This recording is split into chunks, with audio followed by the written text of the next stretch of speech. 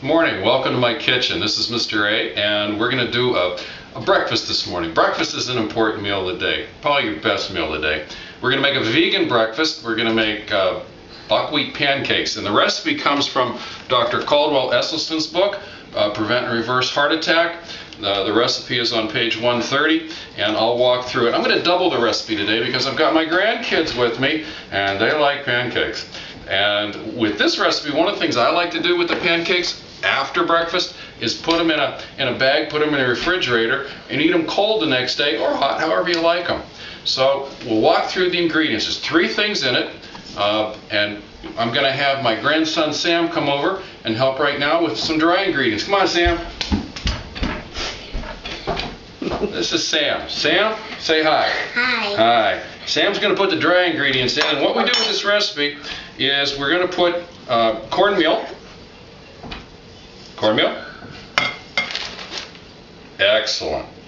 And we're going to put oats. Now we're using Quaker old-fashioned oats. They cook up in about 5 minutes.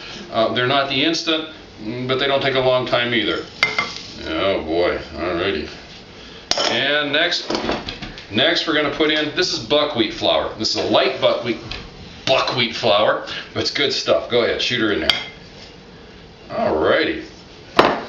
Now, I've mixed together in here the baking powder and the soda, and what we've used, this was a cup each. Each one of these was 1 cup of flour, 1 cup of oatmeal, 1 cup of cornmeal, 1 cup of buckwheat flour. Now we're putting in 2 tablespoons of baking powder and 2 teaspoons of baking powder and 1 teaspoon of baking soda. Put that right on the top there. That's clean. Okay, so now we'll take a big spoon and just sort of gently stir all that up. Get it from the bottom to the top.